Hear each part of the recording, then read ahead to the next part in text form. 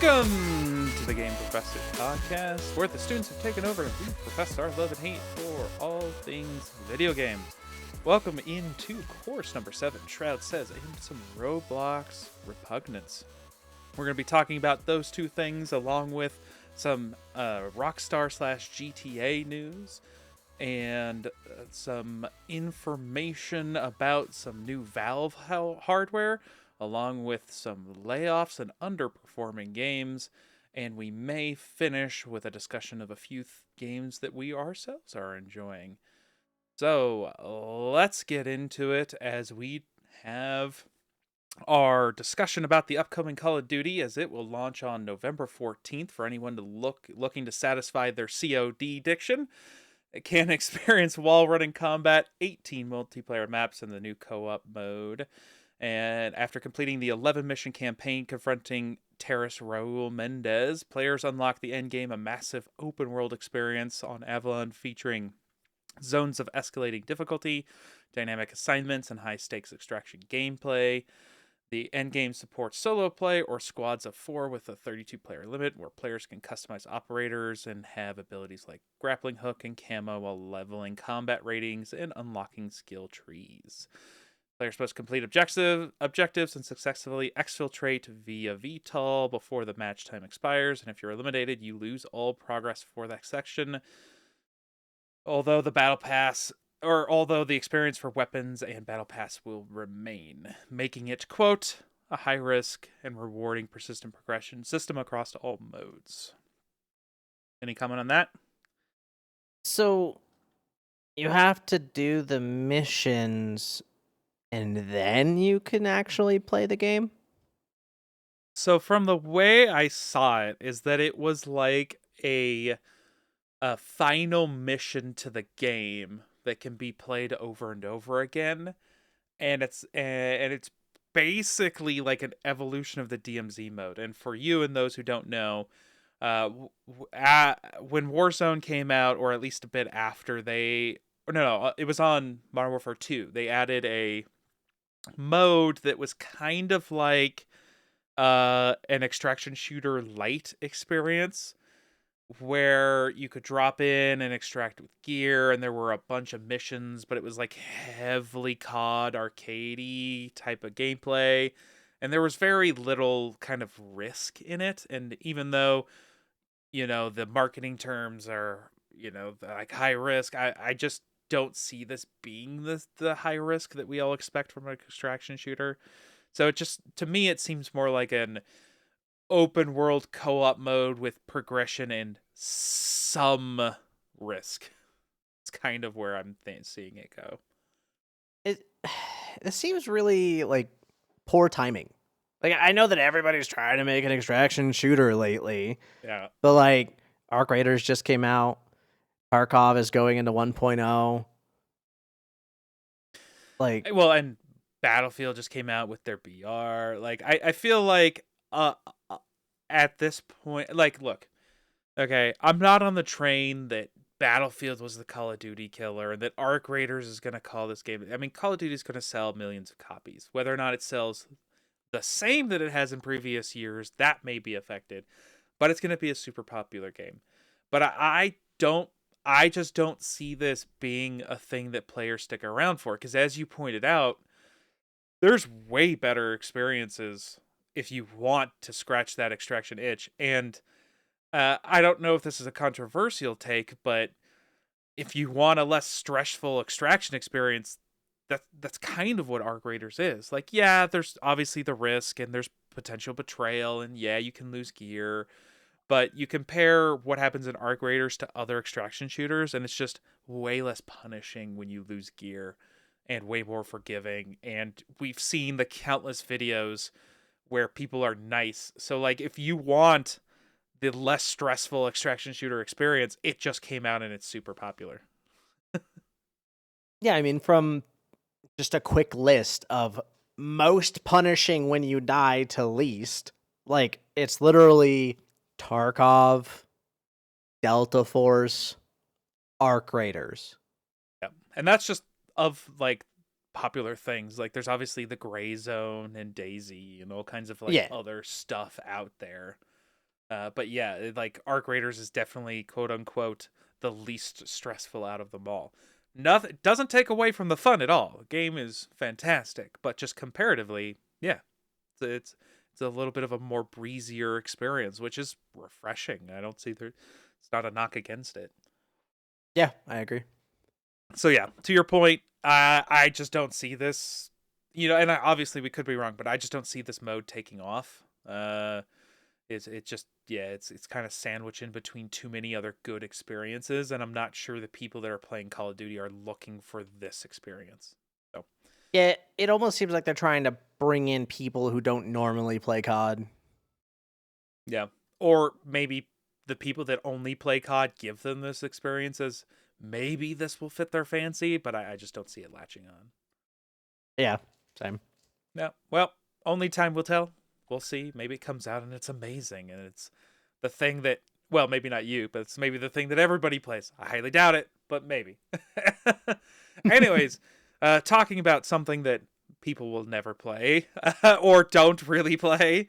The officially the support for Halo Infinite is ending.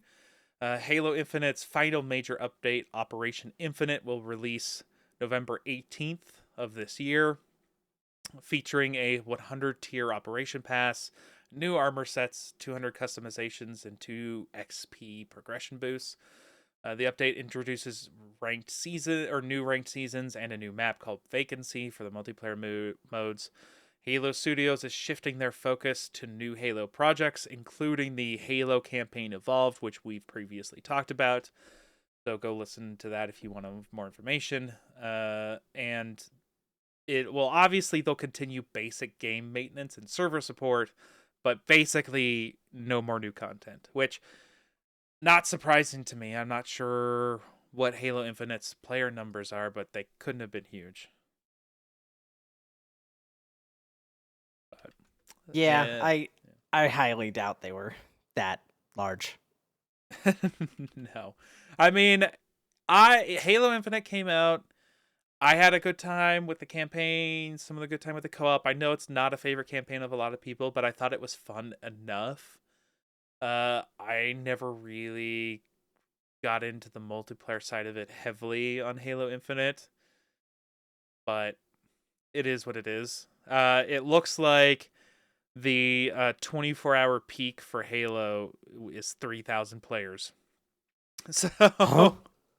on Steam, to be fair, and it is on other Yeah, platforms, and the estimate for total cumulative platforms is 20,000. So that's still really low. yeah, I mean it's not the lowest, but for supposedly a major mascot title, it is definitely very low. Alrighty. Well, speaking of disappointment, moving on to some extra disappointment. The GTA 6 is delayed again. It will be moved from what was obviously supposed to be sometime this year, slash, at the start kind of next year, fully to the kind of spring 2026 window. So we'll see when that actually happens. I think I saw potentially like November 19th, 2026.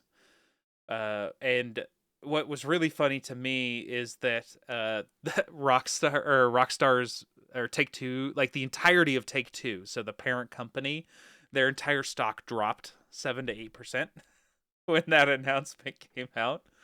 Surprise, surprise. Right. Which I mean, we can all kind of probably agree that that's temporary, because as soon as Grand Theft Auto 6 comes out, unless it craps the bed, that stock price will shoot way up because it'll sell gangbusters. It's not like people have been waiting almost a decade and a half for a new Mm-hmm. GTA game. So You're not keep wrong. this in mind. Potentially, somebody born when GTA 5 came out could potentially be on their learner's permit for driving here in the US. So Why you gotta do that?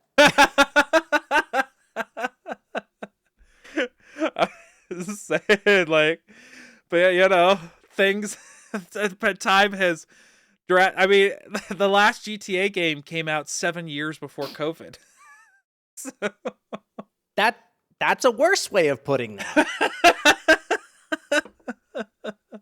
I don't know what you want from me. I'm just giving you time references. You do with them what you will. Notable though on this delay is that it actually came after an announcement that the developer, i.e. Rockstar, had fired about 40 people for what a lot of people believe is unionizing. Specifically, Rockstar's position is the firings were due to gross misconduct for allegedly sharing confidential company information in a public forum, which obviously they're going to take that position. The union is claiming the terminations were retaliation for organizing, and that the public forum was a private Discord server for union members, which they ended up finding information from, which should be protected by UK law, so we might see more about that later. But essentially, what had happened is a unionizing effort had reached the critical 10% threshold for official recognition from the UK. And so the potential word on the street is that these firings were just essentially a union busting move. And this came at the end of October, start of November, which was before this announcement by like a week-ish. So, yeah, I mean, causation, correlation. Did they fire these people and realized that they weren't going to make the release window, so they delayed it? Or did they know they weren't going to make the release window, fire these people, and then added extra time to a delay that was already going to happen? Honestly, it could be either. What was it? 30, 31 workers? Looks like, according to BBC. Well, from specifically the UK, but I think it ended up being about a total of 40. But don't quote me on that. Yeah, fair enough. Yeah, I mean, it was in October, specifically on the 30th of October. I would be very surprised if they didn't know they weren't going to meet their deadline well before firing these people. I would venture to guess you're probably right. But, yeah. Continue. At the exact same time, I really wonder, are all of these people, were all of them going to be in the union? Is that like part of it? Because if that's the case, I mean, the UK is going to look at that real fucking close. Yep, for sure. We'll see if anything comes from it, because I'm sure the people that were making the union would love to file a lawsuit, because it would just, add some validity to the organization, plus probably get some money to start up the union from the developer themselves, which would be an extra twist of the knife. But yeah, I don't know. I'm not a UK law person. We'll see what happens with this. I will, on a little side piece that I didn't actually include in here, so you can't see it. Rockstar was asked about having a game in the UK, GTA game in the UK, which they have had a very early offshoot set in the UK. The heads basically said it wouldn't happen because the culture of GTA is so rooted in Americanism that it just wouldn't be possible to have the type of game that they envision for each sequel set anywhere else but in America, which I do find interesting. I know you said Americanism, but wasn't the exact quote Americana? I don't know, maybe. I remember reading some article about it. I mean, well, because Americana is a thing. Like, that's an actual description, and I'm not sure they actually said that, but I mean, I could be wrong. I am trying to remember. I'd have to look it up. But I did just think that was interesting because we started talking about the UK for this, which is, I don't know, maybe they're throwing shade on the side by saying that. I mean, I think it would be really hard to put a Grand Theft Auto game in the UK unless, like, guns were incredibly limited. I mean, not that you can't get guns as a criminal in the UK. It's very possible. It's just very unlikely. Yeah, exactly. It's just kind of one of those things where you're like, Okay. Yep. And like you're not going to have that same scenario that you have in like GTA 5 where you walk into a certain part of town and you start shooting people and other people start shooting you back. Yep. Like that's not going to happen in a UK based GTA because no one's got guns. No. Yeah, I mean, people, and like, here in the US, we have things like thermite, which is technically a legal explosive that, a legal kinetic explosive that you can purchase. So, like, there's just a lot of things that, even if you have to go through a background check, is way more possible to actually get here in the US than it is across the pond. Yeah. So I do think you could have a fun open world GTA style game in the UK, but I think it would be such a departure from what GTA is that I do think inherently it is a correct statement. Though I do think maybe on their downtime between designing major GTA games, instead of laying off a huge chunk of the contractors, maybe see what they can do on a open world style GTA or game Yeah, in maybe the UK. remove all the guns and just give everybody knives. I mean, yeah. I mean, I think they called them in the news in the UK the zombie killer blades or whatever because there was a loophole or something. Yeah. Yeah. I mean, I don't know if you've seen that story, but basically it was like, if it was like a prop, i.e. like, this is a zombie killing machete, that like it was a loophole where you could actually like order it and own it and carry it around. Again, don't quote me on that, but like, yeah, it was a crazy news story about how getting around laws, which I'm That's not so advising weird. anyone to actually do. Don't take anything I say as legal advice. This is just a general discussion. Anyways. Any more comments on GTA/Rockstar? Nope. All right. Well, for the first time, because I just added it this week, we are going to move into a civics and sociology section. All right. So, civics and sociology. I added this section. We added this section just because we were starting to put too much in other segments. And so really this is going to be for kind of people in the industry or, gaming society kind of articles or maybe comments from gaming people. And then any sort of maybe government involved gaming stuff for those types of institutions. And I think that's reflected today as we have a couple different kind of things to talk about in this segment. And we'll start with some pretty spicy takes from Shroud as he talked about arc raiders. Some of the direct quotes as he kind of made the bid for Arc Raiders to be Game of the Year. The first quote being, dude, we gotta make sure this game wins Game of the Year. By the way, we cannot let that expedition game win Game of the Year. Do not let it. Absolutely do not. We have all the band together to make this game win. Which, right off the bat, is, I think, a pretty spicy take.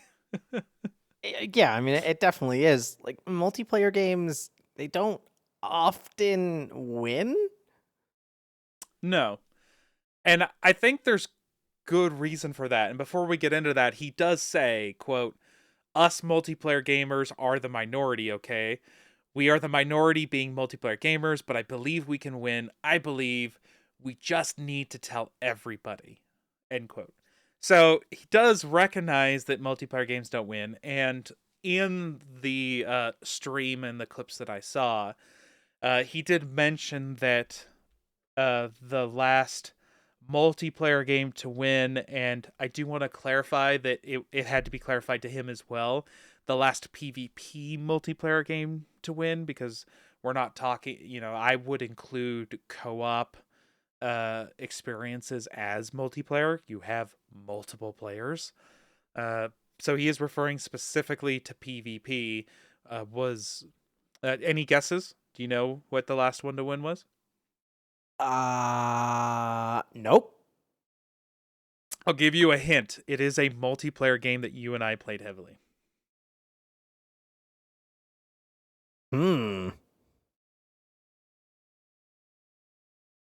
Na, na, Mm. na, na, na. Na, na, na, na. All right, Games that time's we up. played heavily. It Yep. had to have been a shooter. Uh-huh. Just going Yep. down the line, right? It had to have been a Okay. shooter. We Yep. played Jump Space a little bit. We didn't really play it heavily. It didn't win Game of the Nope. Year. Nope. I will say that this is an older game. Huge controversy game? No. I would Not at say all. not the version that won Game of the Year, which is a huge hint. Not the Helldivers. No, not old enough. No? Not old enough. I'll give you a date. This should definitely give it away. 2016. What the hell? Yep, back in 2016. It's from a company that you play. We played it heavily, but not necessarily together. Maybe not that year, but we did play a good chunk of it together. Probably a few years later. All right, what company? Blizzard. Oh, Overwatch. I was gonna say, if I give you Blizzard, it's just gonna give it away. Yeah, that's true. That's true. So, in 2016, Overwatch was the last PvP game to win Game of the Year, which a lot of people will point out and say, well, yeah, this is why it doesn't win a lot. Look at what happened. And I would argue, I think Overwatch was an amazing game. At the time, there was all these shorts that were coming out for it. There was so much lore that everyone was getting into. Every time there was a new character, a new short would drop and people would pick things out about it. And the fervor around it was amazing. And it caught wildfire. Everybody loved it and everybody played it. I don't have a problem, even considering what happened to Overwatch. I don't have a problem with Overwatch winning. I do think that there were other deserving games, but I don't have a problem specifically with Overwatch winning. I think at the time it was amazing. There was so much community behind it. It was great. However, I do think that one of the reasons there is stigma behind multiplayer games winning is exactly what happens with Overwatch. Is a lot of those single player narrative experiences come out and they are what they are and they don't really change, right? You have the experience, you enjoy it. It's that experience forever until the end of time. There's always nostalgia. You look at the example of Overwatch and people with the glasses they have from a 2025 perspective, especially with Overwatch not even being playable anymore, go, well, maybe it shouldn't have won. Look what happened to it.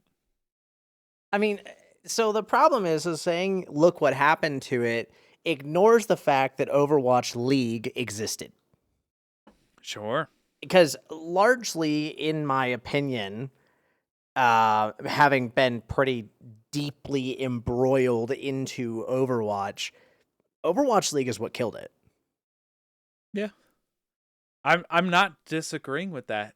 And whether it's right or wrong, I think that's the point, though, is that, yes, people will have their single-player experience and stop playing it, but it never stops being that high-tier experience, right?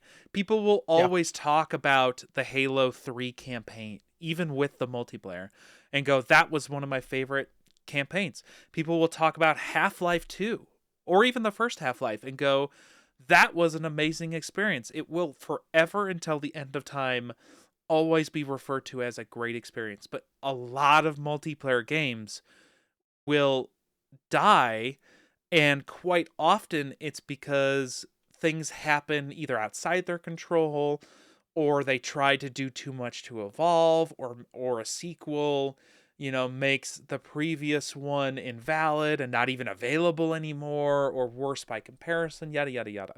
So in my mind, I can see a lot of the stigma for multiplayer games coming from the fact that they are more alive and more of a living, evolving thing that does decay and eventually die. And I think your glasses are never the same nostalgia view that you had when you initially started playing the game. For sure. So I think that's where a lot of the stigma comes from, of why they don't win Game of the Years.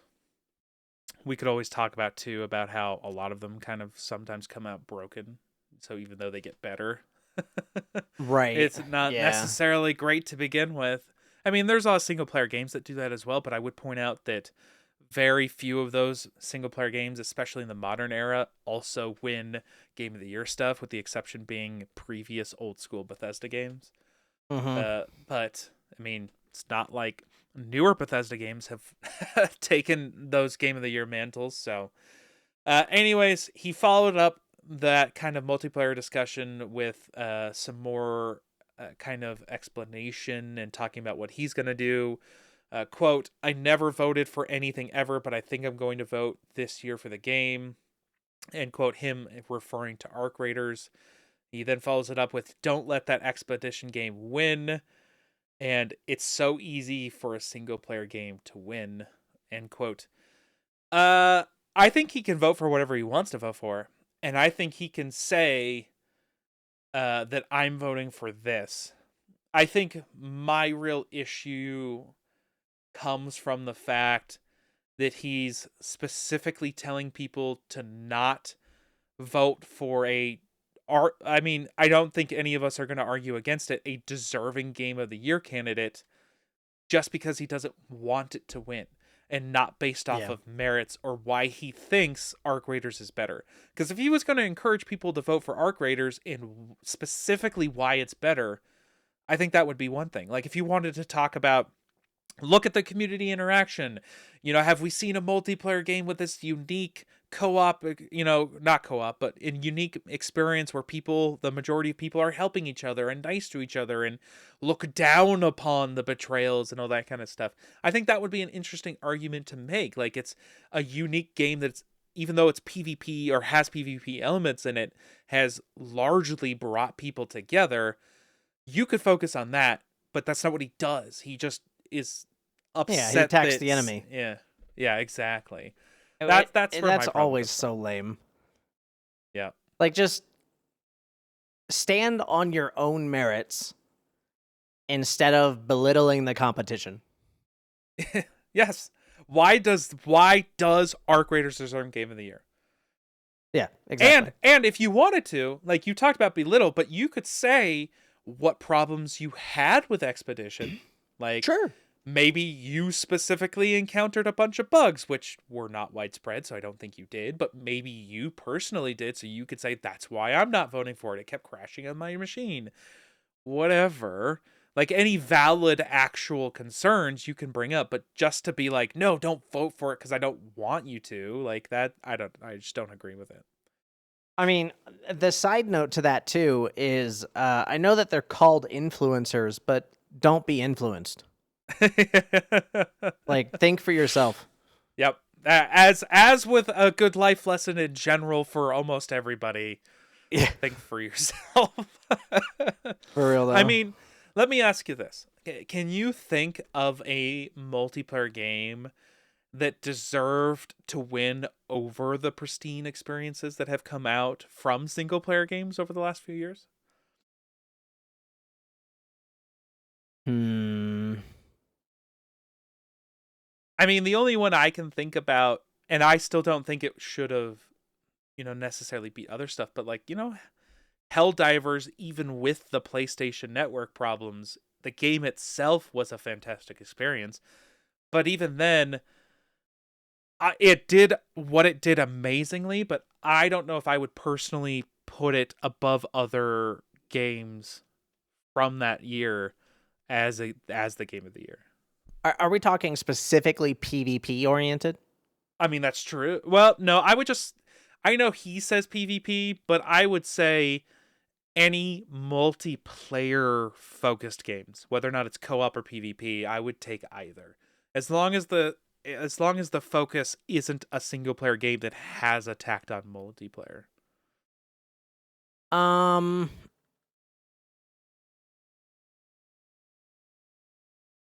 Part of me wants to say like some of the more social games, the ones that just like take off because of some big streamer touches them once. I mean, you're not wrong. But like those are like pseudo PvP, kind of. Like Yeah, they're Among not. Us comes to mind, right? Yeah, I mean, so like here's the last.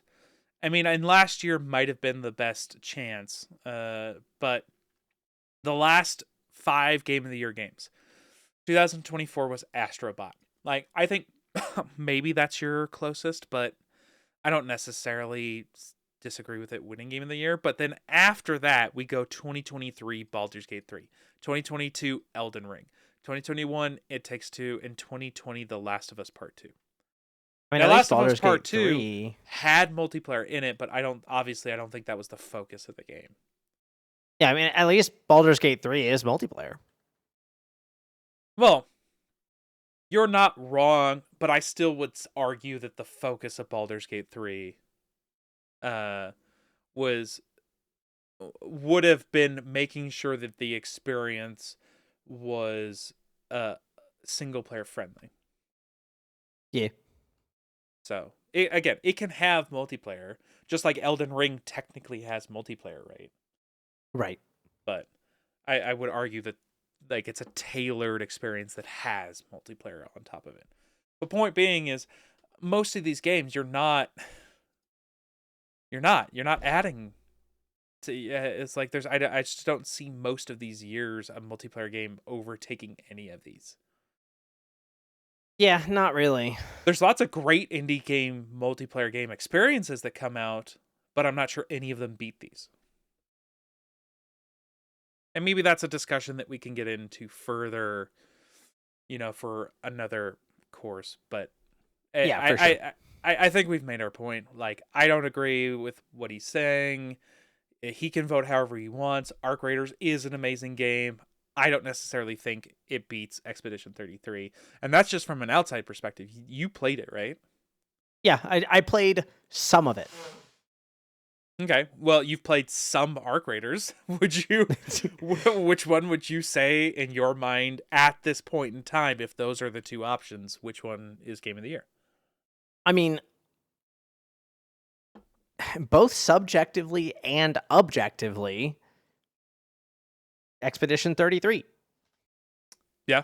I mean, Like, Arc Raiders is gorgeous. Absolutely. The bots are fun. Absolutely.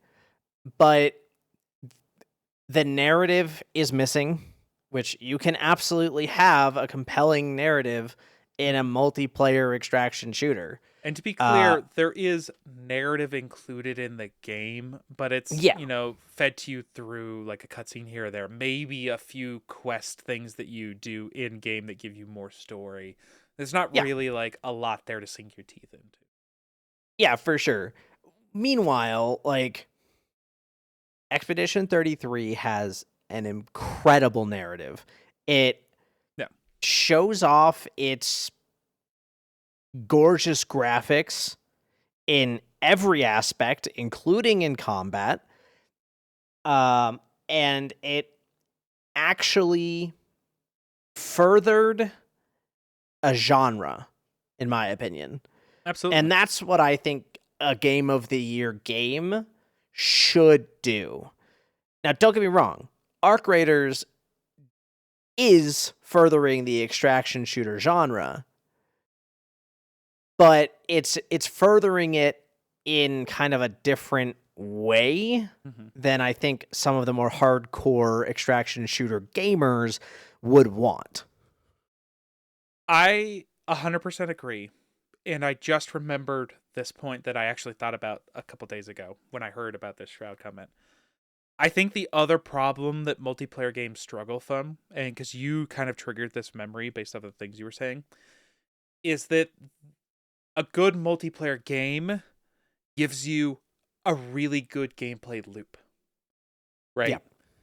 But I think the fact that it's a loop most of the time makes it harder to make it Game of the Year. Because as your point, it's not this wide breadth of experience that comes with a deep narrative, characters that have growth, experiencing and exploring a variety of settings. Yes, there are multiplayer maps, but the Mhm. problem is that those are limited in what you can explore, and you're doing it over and over and over again.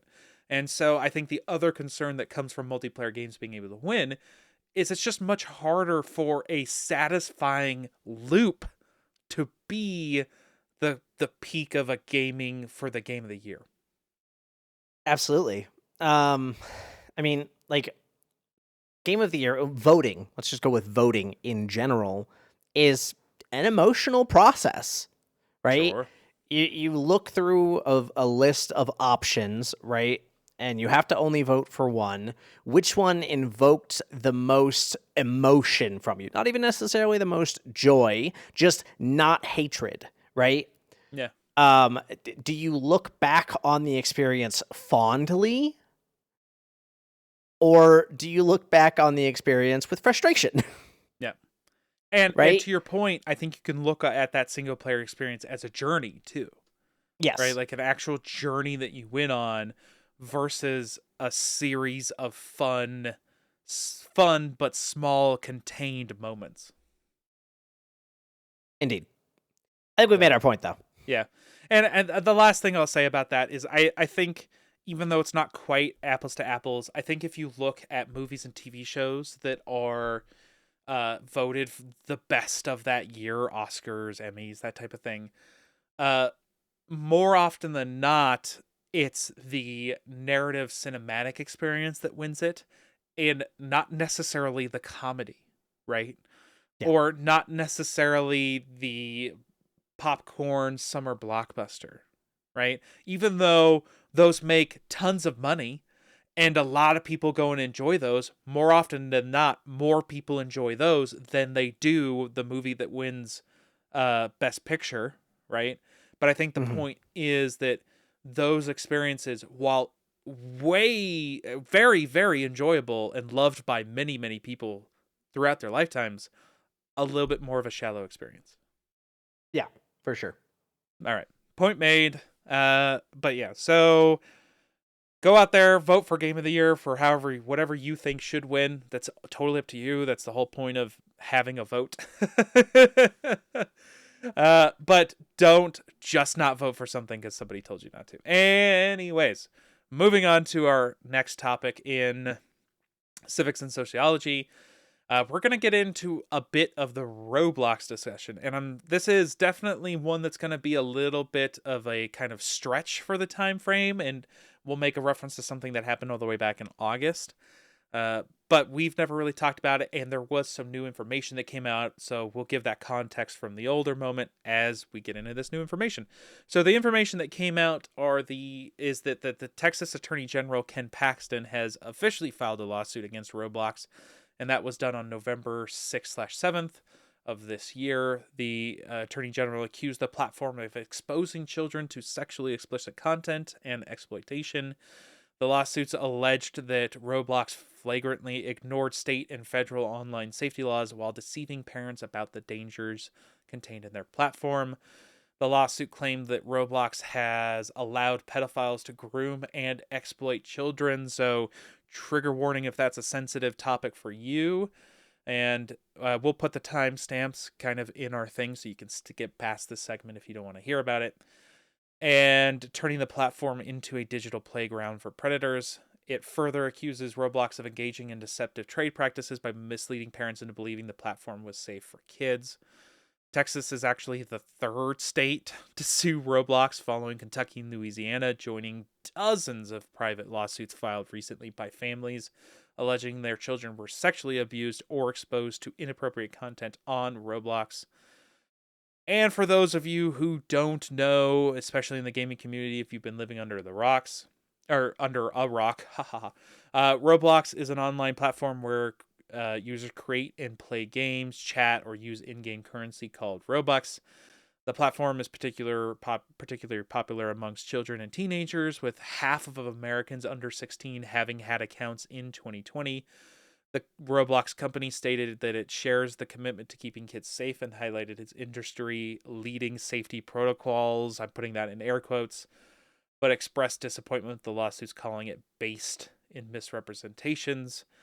we'll get into a little bit more of the lost stuff that happens, but a little bit more context of why I believe we should get into that now is Heru, is there a history of Roblox taking that stance? Because actions speak louder than words, right? So are there actions that they are protecting children? No, honestly, there's actions directly against that. Like, back in August, right? I'm sure everybody probably heard about the whole Schlep thing, where Roblox permanently banned the content creator known as Schlep for his activities in hunting and exposing alleged child predators on the platform. Wow, I mean that doesn't seem like it's very child protected friendly. Not really. Hell, I would have hired the guy. I mean, it seems like that would have been the right move. Like, hey, you've identified a problem. See, look, we're hiring the guy that sees this problem, and he's gonna help us fix it. That would have been great for PR. Yeah, I mean, you could have put out like you could have let him continue to do his thing, and hopefully, if you're actually doing your job, he would have had less and less content, and he could have talked about that. There could have been a whole thing. Even just being particularly loud about the fact that you hired this guy would have probably reduced the amount of predator activity in your game alone. You're not wrong, officially endorsing the guy that's helping clean up your platform. Yeah, exactly. Oh, man. And so to be clear here, he was basically, for any of the older listeners, he's basically doing the Chris Hansen thing, right? Where he was hopping in. Sometimes he was like pretending to be a kid to see what what people he could attract. Or sometimes he was just setting a timer, hopping into Roblox, and timing how long it took him to find something wildly inappropriate. And unfortunately, more often than not, minutes, if not seconds, to find that type of content. Because you're talking about literally like perusing different potential custom, games that users have created where the picture for that custom game is just a penis. So it's ridiculous. Yeah. Anyways, Roblox issued him a cease and desist letter and banned his accounts permanently for, quote, unauthorized and harmful activities, including simulated child endangerment conversations, as in he was pretending to be a child to catch predators. Right. So apparently that's not good. Yeah, that's ridiculous. Unauthorized and harmful activities. The only way it was harmful to your platform was the fact that he was exposing people who were spending money for you. Yeah, I wonder if we can look at the fine print. Maybe it's in like -20 font where it says "to us." -20 font. Oh man. Yeah. Anyways, like Roblox, they defended their decision by clarifying that its policy is against vigilante groups, stating that such actions can increase risk to users and interfere with official law enforcement efforts. And a spokesperson specifically is quoted to say, taking the law into your own hands isn't safe in the real world, and it's not safe online. While I can't disagree with the statement in general, I do think that it kind of rings hollow when you take this action but then do nothing to actually follow it up.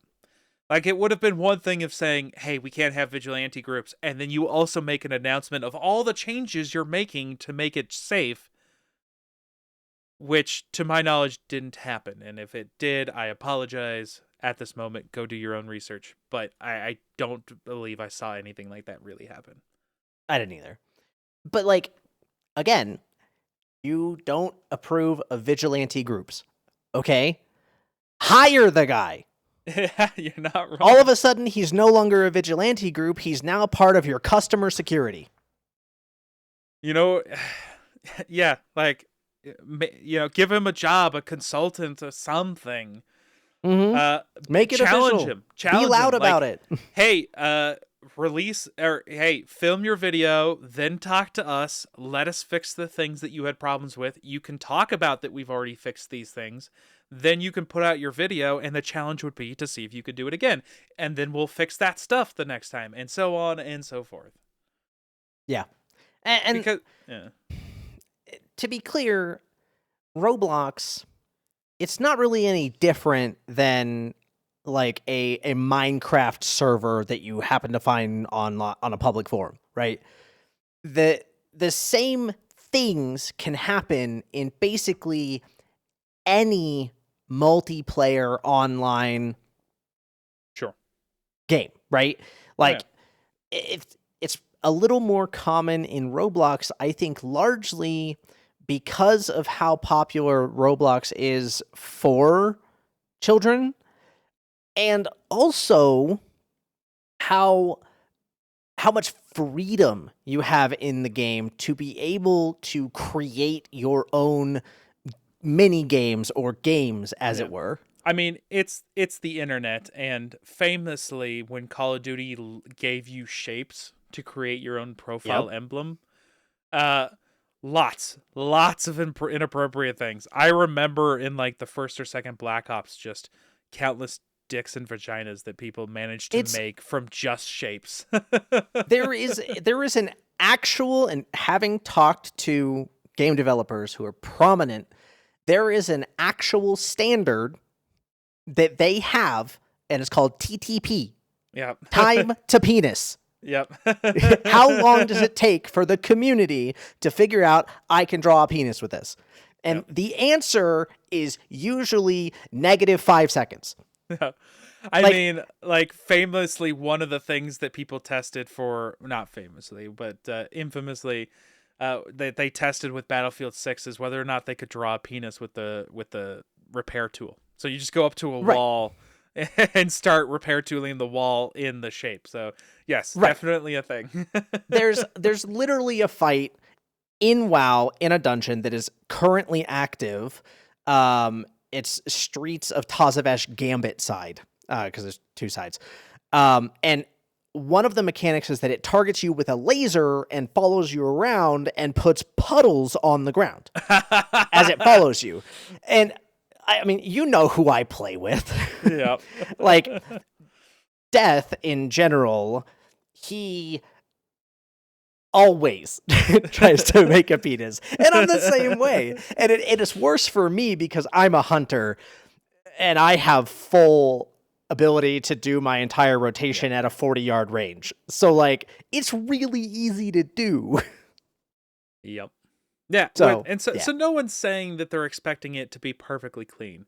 But the problem is that even when this creator would point out those problems, oftentimes it would take a long time for them to be fixed or banned, if it even happened at all.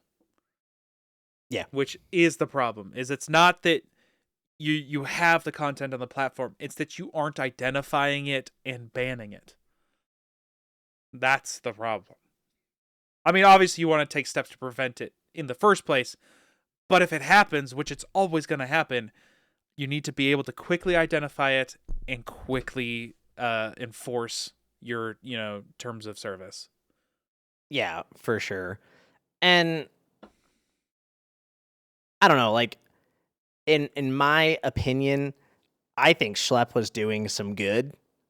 Yeah. And like, yeah, sure, maybe vigilante activity isn't necessarily a good thing, but at the same exact time, you need to draw attention to it somehow. Sure. Because it's clearly not being fixed. And I think fixed. specifically this, I don't understand, too, their concerns here with this type of vigilantism, right? It's one thing if you're going out looking for people robbing somebody's porch and you're chasing them down, right? You're physically assaulting somebody as not an quote-unquote authorized peacekeeper. You're basically assaulting a guy. Do you know? Anyways, there's a whole thing, that rabbit hole you could go down to. But his vigilantism is he himself pretending to be younger to trap these predators, and then uh, and then basically at that point, making a video about it, exposing them, I don't necessarily see where, his safety is really taking in, or is really a concern here. Like he's doing something online, remotely removed, posting a video out of it. Sure, people can track him down in real life, but the actions that he's taking aren't really putting him in any sort of danger. Yeah, I agree. Like, especially if he's being careful with not exposing his actual identity. It's the same thing with that guy whose YouTube name and Twitch name I can never remember, who calls and answers calls from scammers and scams them. Yeah, the guy Right, with like the blue hair. Yeah, Kit yeah. Bogota. Yes, thank you. Yeah. Yeah, like it's the exact same thing. If you have the experience to be able to do it without putting yourself in danger, then do it, I guess. And to your point, do you know what he does? No. He works with authorities both here and in India. So That's fair. Well, yeah, and but that's the point. Roblox could work with this guy. Right. And to my knowledge, I want to say that Schlep has led a couple of authorities to some of these people. I do believe I remembered seeing those stories.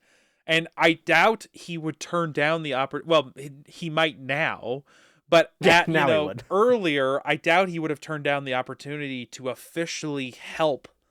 Assuming he could document it and get his content from it, I doubt he would have turned down the opportunity to help clean up the platform.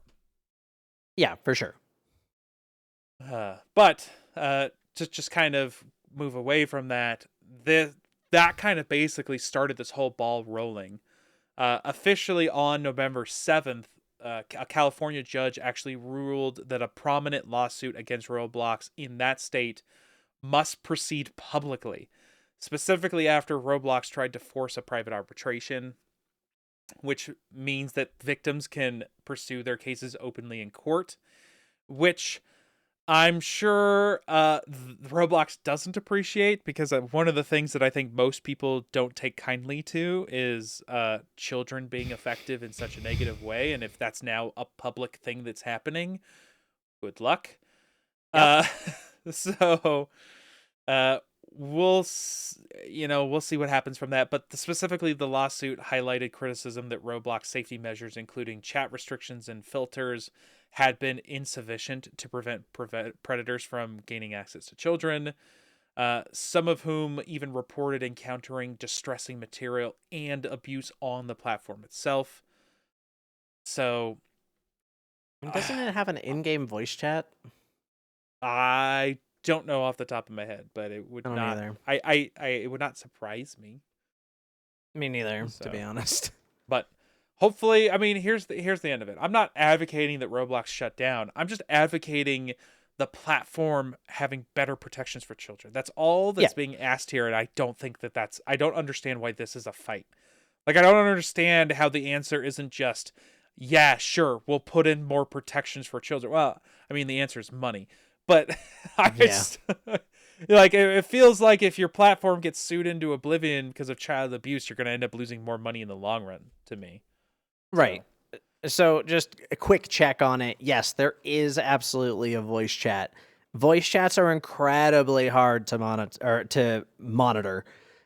Like, you can't really control what happens on a voice chat at all. I mean, unless you block it, but right. You can't control what happens in real time. Right? That's what I'm saying. And unless you're actively recording your voice chats, and they do, to be clear, they do absolutely record all of their voice chats, but like, it doesn't help. There's all kinds of things too. Like, I'm sure you have to sign up for an account, and yeah, you can put in a fake age, but we are talking about children, right? So yep, you could always say no, voice chat is blocked for this age, and you could do that based off of location and hardware too. So like even if they try to sign up for a second account, you'd be like, nope, your hardware, has already seen an account, no voice chat. Like what? There's all kinds of things you could do to protect children in this way. And I mean, in a minimum, scanning your content, making sure there's not illicit material or offensive. Like the problem is it seems like they're not doing large swaths of it. Yeah, I mean, I agree with that entirely. But either way, it's really easy to just be like, "Hey, I don't really care about talking here. Let's go to Discord." Sure. Right? And I can tell you right now, Discord is not recorded in any way, shape, or form. You're not wrong, but I do believe that there's a more inherent insidiousness when you have something that's a little bit more interactive. Yes, and when your target audience of said platform/game is children, Good point. as Discord is not. Okay, so famously, we're taking a stance that we are against child exploitation and wanting to protect children. I know that's a hot take, but I can safely say that we do like when children are protected. Yeah? Yeah? Okay. Yep. All right, any other comments on that? Negator. All right, with that, we will move into shop class. All right, we're heading into shop class to take a look at some of the hardware from around the industry. Specifically this week, today, that is November 12th, Valve actually announced a whole slew of new hardware, and they showed it off. Nothing necessarily official for release dates and or pricing, but they did show off a bunch of the hardware itself. Specifically, something that we've already briefly mentioned, that would be the Steam Frame, which is going to be their next-gen VR headset, and Steam Machine, which that name has been around for a while, so I bet a lot of people have heard that name. And then a new Steam controller, which is apparently is going to be a multi-platform controller. All three products are scheduled for a release of early 2026, but again, nothing specific. My favorite thing out of this that I am going to look at getting, and so I'm probably gonna try to sell my Valve Index on Facebook Marketplace like right now, but specifically the next gen VR headset, the Steam Frame, as we already mentioned, will be a standalone VR headset, so you will not need a computer to run it. This is going to be in a similar vein to the MetaQuest headsets, along with others in the market. It will be powered by SteamOS, which is something that we are currently seeing more and more of, especially on the handhelds. And its specs it's going to be a Qualcomm Snapdragon Gen 3 chipset, 16 gigs of RAM, and 1 terabyte of storage, a micro SD card slot, Wi-Fi 7, Bluetooth 5.3, a 21.6 watt rechargeable lithium rechargeable battery, and it will have USB-C charging and fast charging. It will both function as a standalone gaming headset, as we mentioned, which will be basically playing verified Steam games, and you can sideload Android games locally. It will also be a wireless streaming VR PC headset, which will stream from basically Steam PC games or Steam machines, and it will have a 6 gigahertz plug and play adapter. So from what I've seen is that if you do have a Wi-Fi router in your house that is 6 gigahertz capable, that you could play through that. So to be clear here, that's something that I've seen people talk about, so don't necessarily quote me on that, but I do believe that if you have a 6 gigahertz router, you can set it up to play games wirelessly through your router. However, it does come with the dongle, to which you can plug it into your PC just by USB and play your games wirelessly, which is kind of wild to me, considering where we had come from with those big thick cords and headsets. Mm-hmm. So I love that. I love the fact that you can play stuff standalone, and I do love that you can get you have the option to get the higher end kind of experience by having your PC doing the heavy lifting. Yeah, I agree. You know the one thing you didn't actually mention? Mm. The weight. Oh yeah, I did not include it on here, but it's supposedly The very light. the weight of it compared to the Valve Index is 54%. Yep. It's 440 grams compared to Valve, which is 809. Which I'm pretty sure is also much less than the Apple Vision headset. Yes, the Apple Vision is about 750 to 800 depending on stuff. Okay, cool. Depending on stuff, that makes sense. Yeah, but the point being is it's very, very light. Yeah, I think it's actually the lightest in the market, or will be. I've seen some really small ones, but it's definitely up there for very light. Fair enough. I did also see that you could just run it off of the side straps, but it does have an optional over your head strap too, if people want to use it.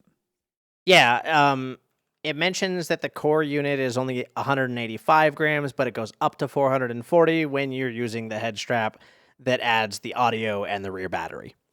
Yep. Fair. So yeah, very, very light. I'm definitely very excited for this, because one of my things about the MetaQuest was how limited it was, right? It was specifically from, basically Facebook's marketplace. And everything did run off the headset, which was both a good and a bad thing, right? It was very portable, very easy to get into. You didn't need a expensive side piece of hardware to run VR games, but at the same time, you were limited to the experience the headset itself could provide. Yep. So I love that if I wanted to, maybe some lower requirement games I could do without having to even turn on my computer and do that. But like maybe if I wanted to play Half-Life Alyx and I wanted that really nice high-end experience, okay, I either connect via Wi-Fi or plug in the dongle and I'm still getting that high-end experience. So an anecdotal experience that this individual Jay Peters for The Verge, he said that he did actually play Half-Life Alyx, so it's really funny that you mentioned that, on this new headset at Valve's headquarters, and he didn't notice any discernible lag. No. I think so. It's funny you say that. I wish I could remember the term, but the headset itself, and I don't know if you know this, has eye tracking built in. Yeah. And so one of the ways that they're getting around with this very low latency Wi-Fi streaming data is they are using a streaming technology where they are rendering where your eyes are looking in very high fidelity, and then the rest of it is a lower fidelity. And in practicality, a lot of people haven't really noticed that difference. And they've actually done demos where they put a visual box around where the high fidelity zone was so that testers and journalists and stuff could see what was happening. But most of them all said that without the box, they wouldn't have been able to notice it. I wonder if that box can be expanded even a little bit. Because for those of us who play like higher reaction based games, we're generally looking and generally have a wider perception range. That's my thought process, at least. I mean, you're not wrong. I did see that it was fairly large anyways, but Fair I enough. also think that even with your peripheral vision, it's still, things aren't necessarily in perfect focus. If you're staring ahead of you, things outside your vision, like just taking your hand, right? Staring at the middle of your screen, taking your hand and putting it on the edge of your vision, you're not Right. seeing the full detail of it, right? Yeah, true. So as long as there's enough detail to not notice a difference, Yeah. I think that's where it comes from. So if you can give me experience where I didn't even know that was a piece of technology that was happening, then I think that's sufficient. And from what people are saying, now keep in mind these are people that were invited to experience the tech. So until it's out in the wild, who knows? But from what people were saying is that you couldn't even really notice it, and until they put the box up, they had no idea. So hopefully it stays that way, and in the wild, it works like that. I did not mention it yet, but there are no external tracking stations. There's no base stations, just like the other standalone headsets. I It was is, wondering.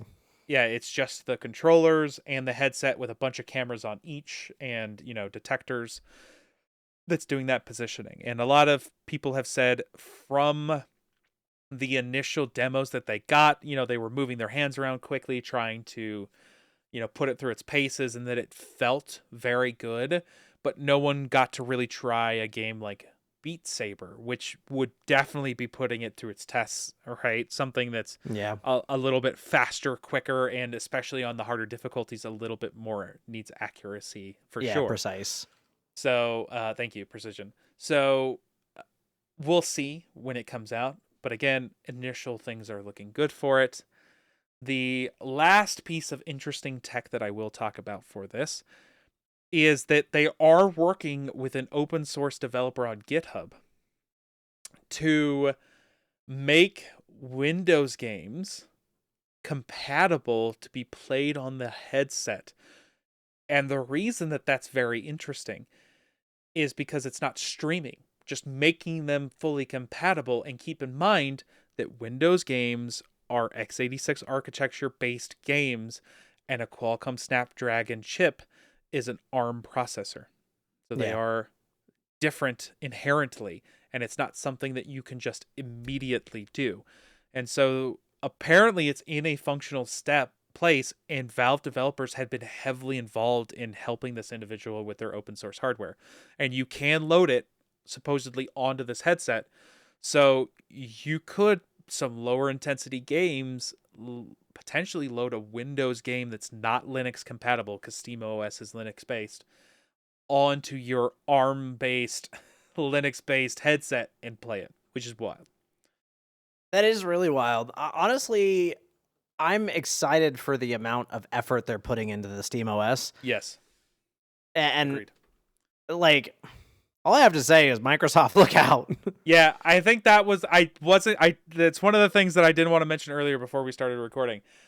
But if Valve keeps going this way, and we're about to get into the Steam machine, where they provide a very low overhead operating gaming system, so that on a Steam machine device, you can get better performance than on a standard Windows device, Mm-hmm. it might be a good thing that Xbox is putting out a PC Xbox to be able to compete. Because if that's the case, there's plenty of gamers that'll be like, yeah, screw it, I want the better performance, give me the Steam machine.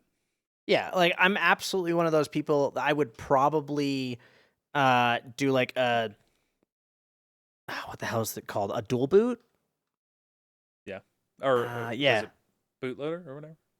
Yeah, like a split OS, right? Yeah, yeah. Where I load into one OS for Windows and I load into the other one for SteamOS. Like Yeah, I would you got absolutely your do virtual that. machine essentially, right?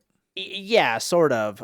Well, really, just like loading two separate OSs, Mm-hmm. right? I know like people will do this a lot with like Macs, for example, where they have an Apple/Mac OS on one half of their PC, and then the other half is a Windows operating system. And like you can't interact with the two from the opposite side, but you can like you choose which one you boot into. I can't think of the frickin' term right now. Yeah. I mean, I think you're right at the start. I think it was just dual booting, but it's like a boot camp boot. Is that what you're referring to? Yeah, it is dual booting. Mm-hmm. I think you had it at the start. Yeah, separate partitions. That's the Yep. word I was looking for. Oh, you're talking about on your storage device. Yeah. Yeah. Like you would actually just have it separate, which would actually be really awesome for somebody who uses their computer for both work and gaming. Sure. Like being able to like boot into the Windows operating system for just work stuff and then booting into the like Steam OS or whatever other Windows operating system I may have that isn't quite as hefty. That would be I sick. mean, for me, who like for non-gaming life, I don't need a powerful machine. I could just have a KVM switch and plug in a entirely separate portable Windows machine if I want to sit down and do work. I've thought about that too, but I'm just like, virtual desktops work. You're not wrong. I just don't need the power for my gaming PC on anything else at the I know. moment. Well, I mean, now that I'm rendering videos, maybe. Fair. Anyways, very cool headset. I look forward to it. I need to sell my Index ASAP before the prices crash, because they basically have said it's end of life. And I'm not talking about like cheaping somebody out. You know, I'll throw it up for, you know, a few $100s just to get something out of them, so somebody will love it.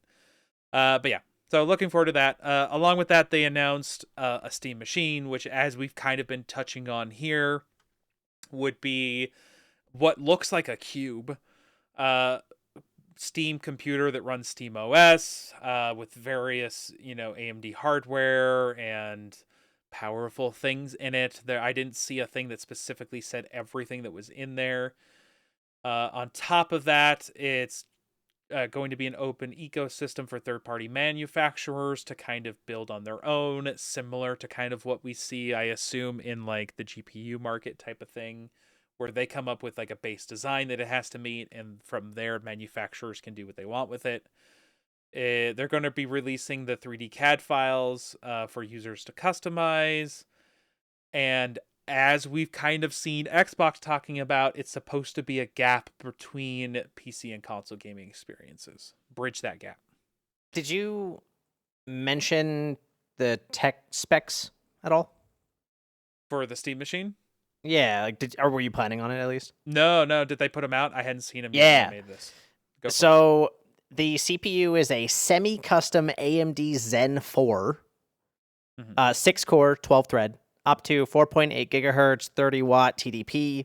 The GPU is a semi-custom AMD RDNA 3 with 28 CUDA cores, 2.45 gigahertz max sustained clock with 110-watt TDP. It'll have 16 gigabytes of DDR5 with 8 gigabytes of GDDR6 VRAM. And there will be two different Steam machine models, one with 512 gigs NVMe SSD and a 2 terabyte NVMe SSD. I'm sure you could upgrade everything, though, just like with the Steam Deck. I would hope so, yeah. Well, maybe not everything, but like a lot of the peripherals, storage being one of them, you could probably upgrade. But keep in mind, too, that's from specifically Steam/Valve.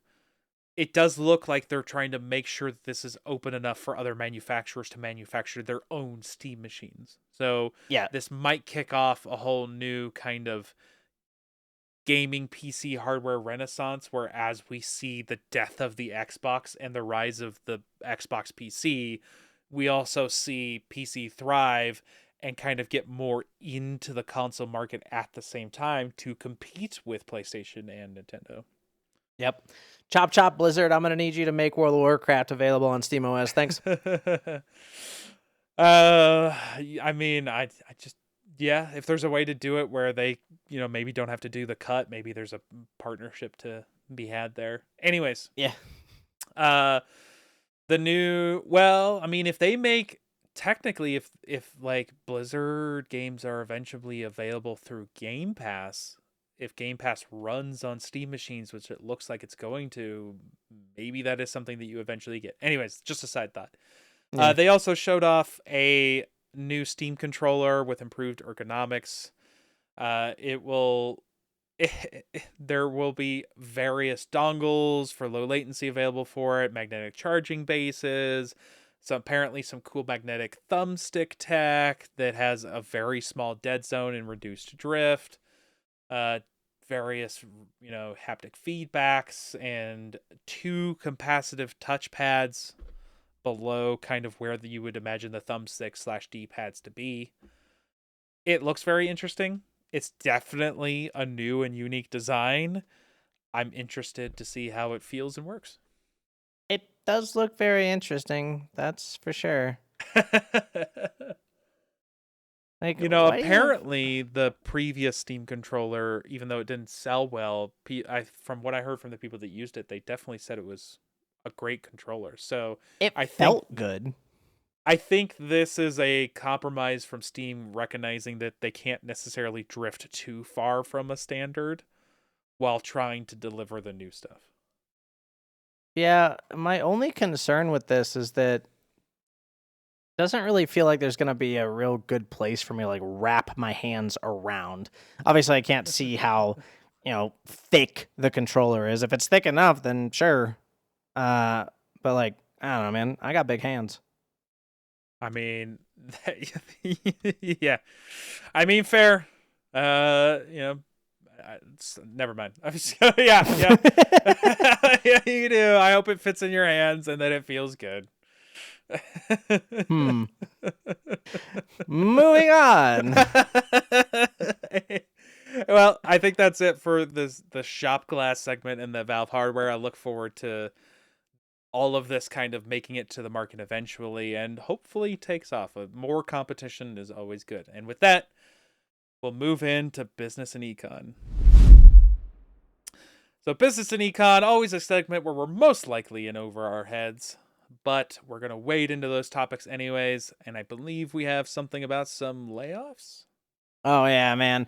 So Square Enix, of all companies, decided to do some major restructuring of its Western operations.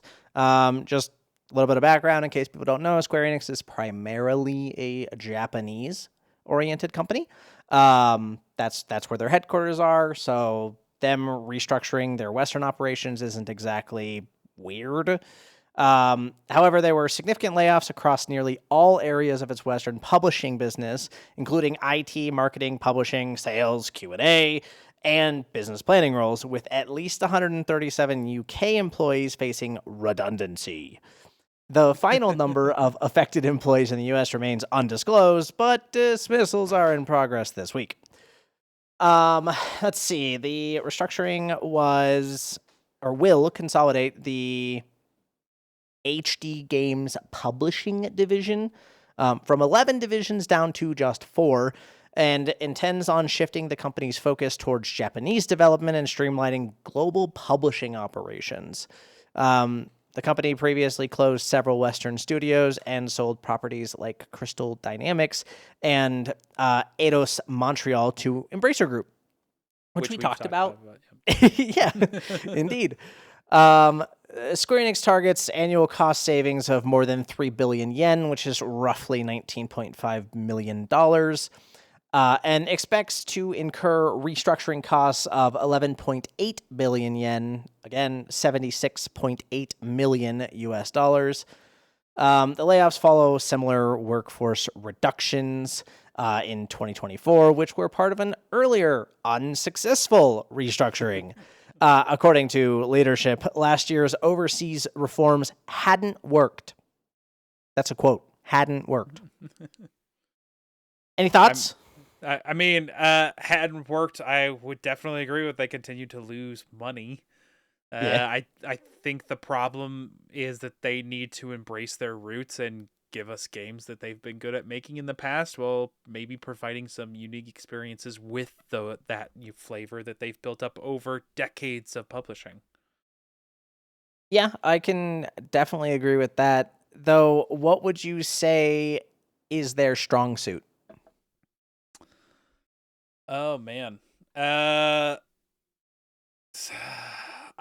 feel like they have so many legacy titles that I kind of wish that they would revisit in a more proper manner than kind of these cash grabs that they've been going for.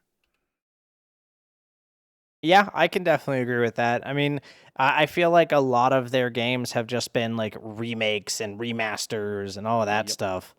And like, don't get me wrong, Kingdom Hearts is great, but you can only give me so many Kingdom Hearts games before it just feels like I'm doing the same thing over and over and over and over again. And like, I mean, a great example, Octopath Traveler, right? Pretty standard JRPG. I know a ton of people loved that game. Well, you also had like Bravely by Default, right? Or Bravely Default, whatever. Yeah. But like, I'm not personally a fan of JRPGs. I get the itch every now and again, but then I remember why I don't like JRPGs. I mean, when was the last time they've done a Chrono Trigger? That's a great question. Keep talking and I'll find out. But that's my point. Is I think there's a lot of games that made them famous and that people have loved over the years. And I'm not necessarily saying do a rehash of that, but take what people loved about those titles and give us a new experience, something for people to enjoy. I mean, you obviously have Kingdom Hearts titles, but what about doing if you're not going to make another Kingdom Hearts game and it's not going to affect your partnership with Disney, aren't there plenty of other properties out there that you could make a game with? Universal, Warner Brothers, all this kinds of stuff. You could do an interesting Japanese style RPG with other characters. Yeah, I mean, you're not wrong. I'm at 1995, I think. Like, we're talking 30 years. Yeah.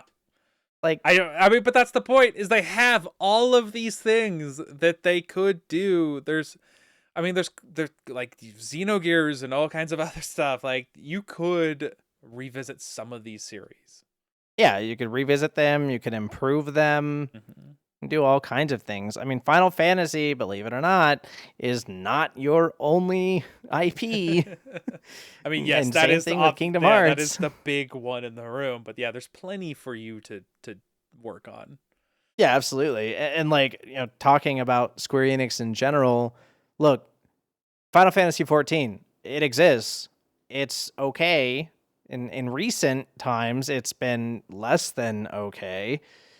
But like, you had an MMO experience before, it's Final Fantasy 11. And that one is dead and gone. Final Fantasy 14, you originally released it and it was a struggle, and then you did A Realm Reborn, and sure, it was okay. However, similar to the problem that World of Warcraft has, MMOs are extremely hard to pull in new players, and you need to put a lot of effort into that goal.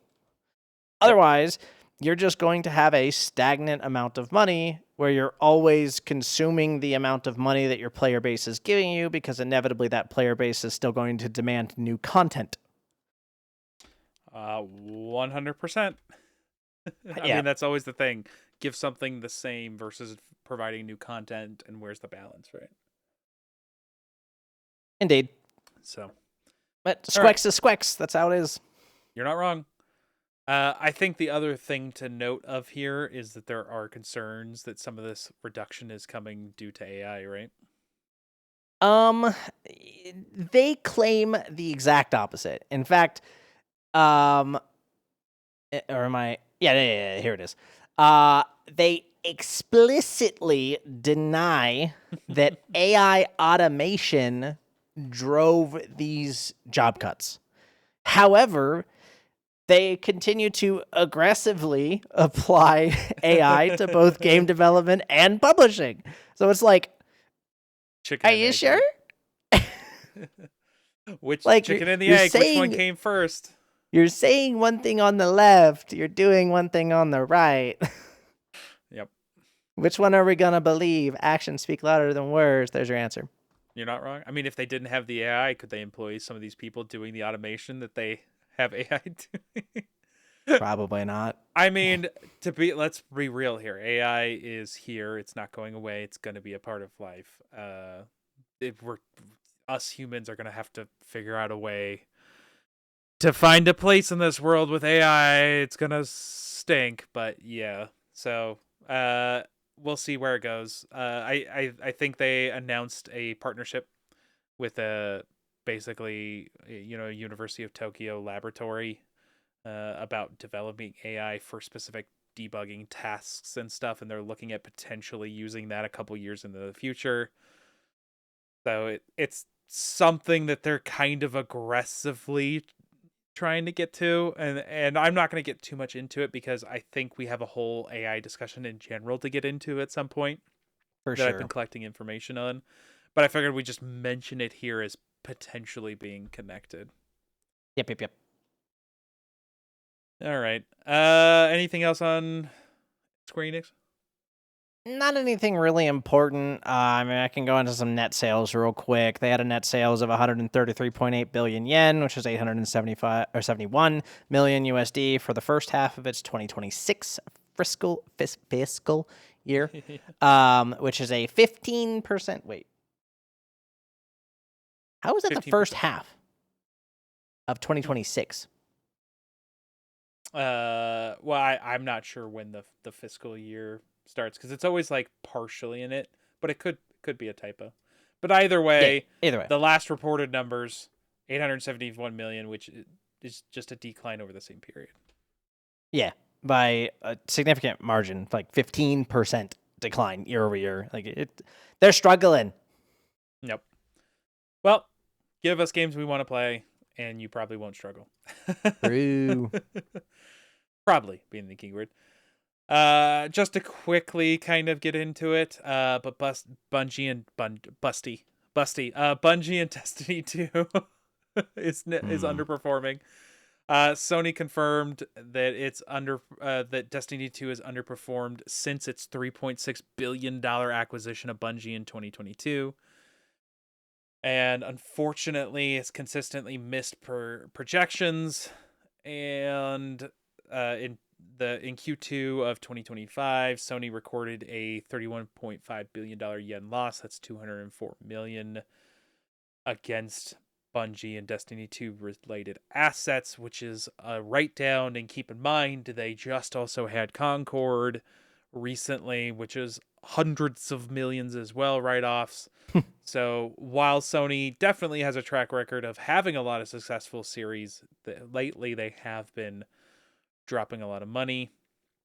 So I think the writing is probably on the wall for Destiny 2 at some point.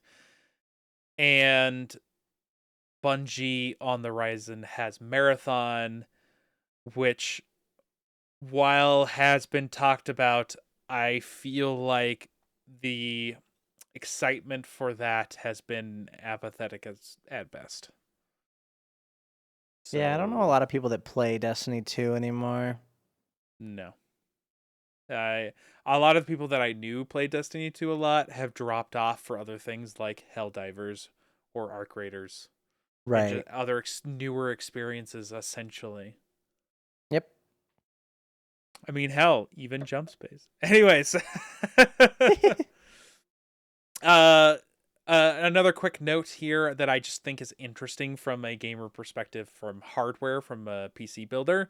PNY is not going to be offering any Black Friday deals, and for anyone outside the US, Black Friday is a huge holiday sale extravaganza at retail where lots of things are marked down to get them out of the door. It's usually a weekly / specifically a 2-day event and the weekend.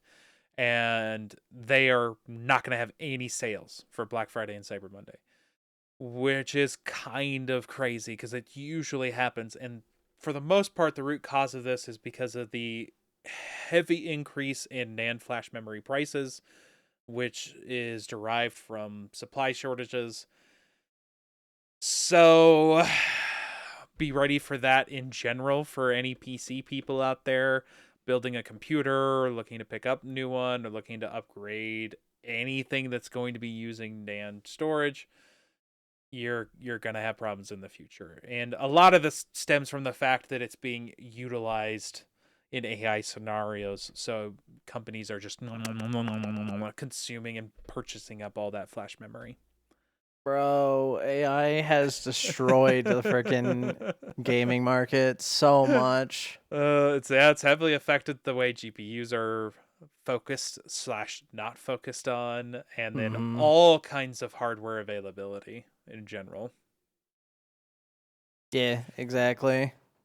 Yep. So just be ready for that, people. Good luck, and don't be surprised when you see a giant sticker price when you go to purchase some flash memory. And with that, we'll move on to our final segment of the day as we get into independent study. All right, independent study.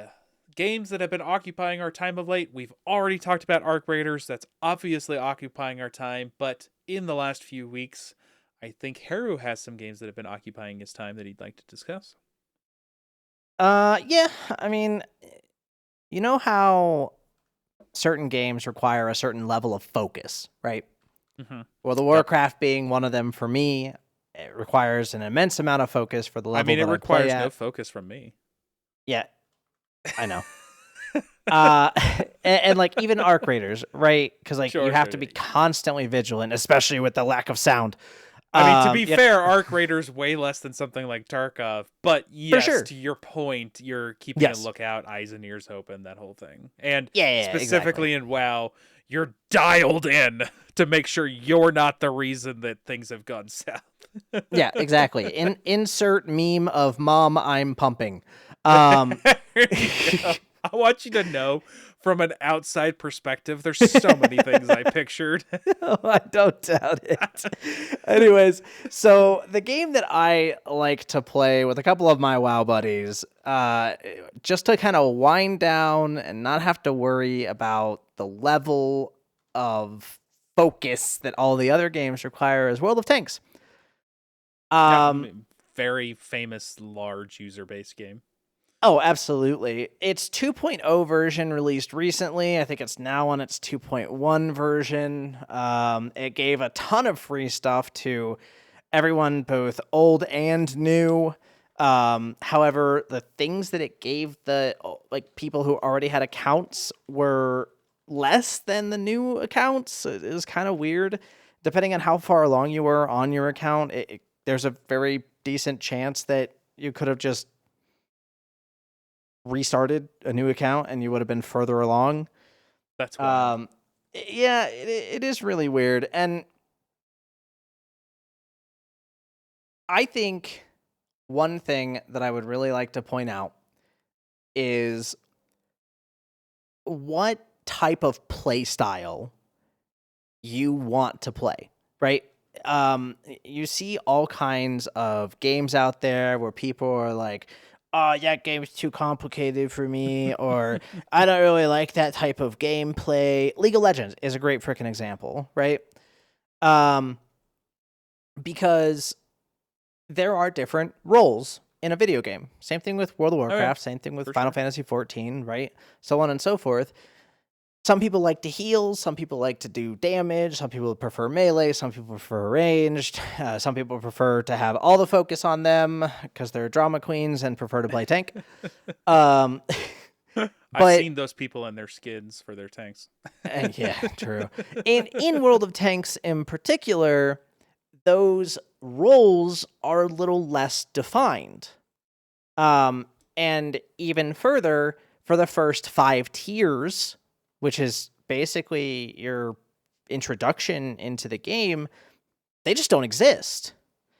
Every tank is pretty much kind of whatever, right? You're just driving forward, you're shooting other tanks, and you're calling it a day, right? There's no strategy involved. I love the game. It's very enjoyable. But doing something so that the game doesn't change 3 times throughout your progression of the game, I think would be really important.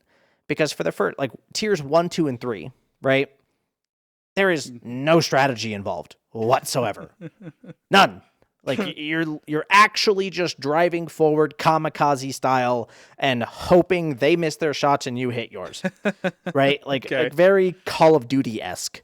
Sure.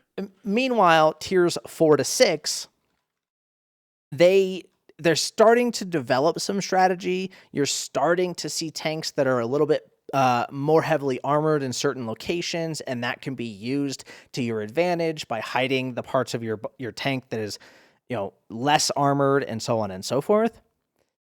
But at the end of the day, you don't have that much health.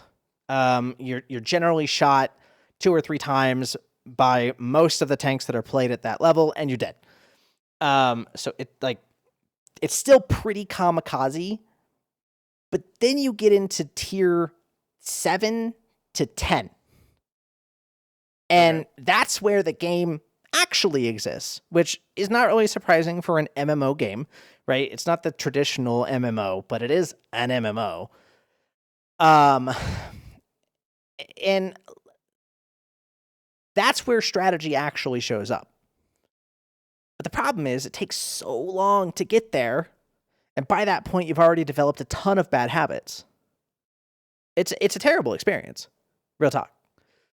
I mean, but doesn't that lend itself to the more casual experience though? Like I would agree. So like except for when you finally get to that point, then if you're still trying to play at tier 7 and 8 the way that you play at tier 4 and 5, like you're just going to get completely demolished. I can't attest to that. That's not a fun experience. Like going to the same place that you would in a tier 4 or 5 in a tier 7 and then just being shot from 180 degrees in front of you and dying instantaneously is not a fun experience. 180 degrees in front of you? Yeah. All right. As opposed to like 270 around you?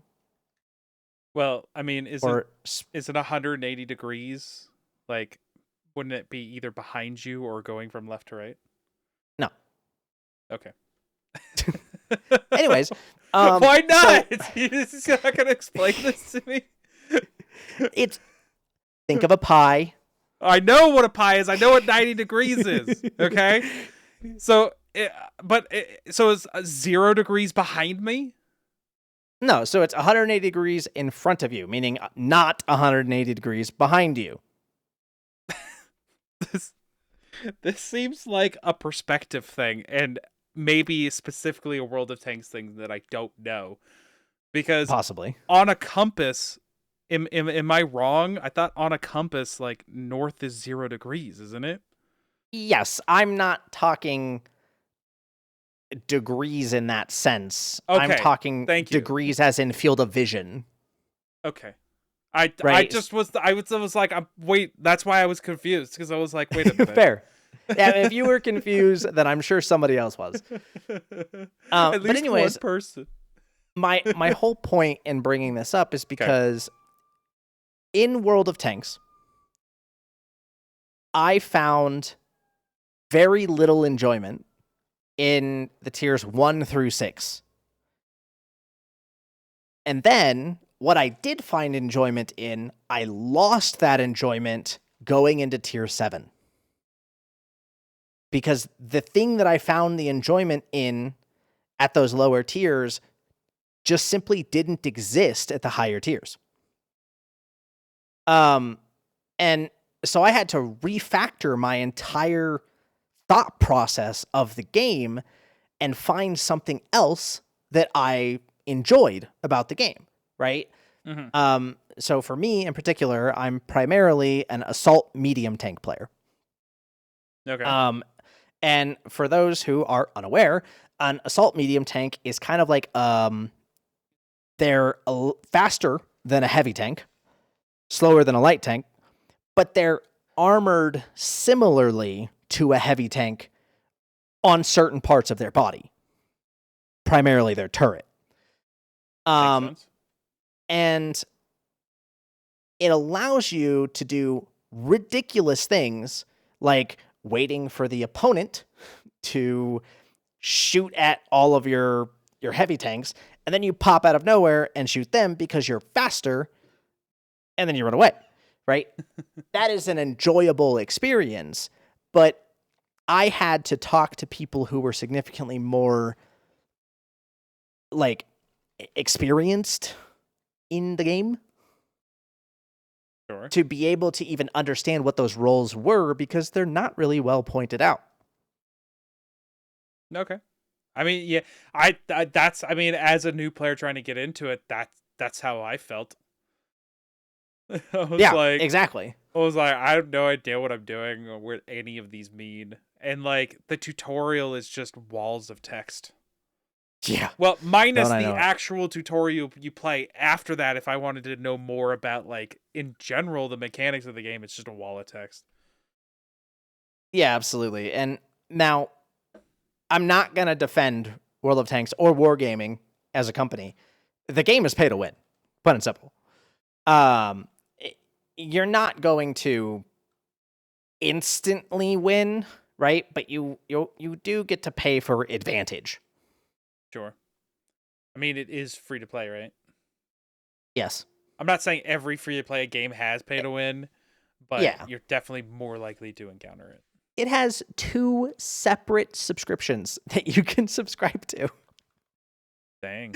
I wish I was kidding. They have World of Tanks Premium and then World of Tanks Plus. And do you get different things on each, so you have to subscribe to both?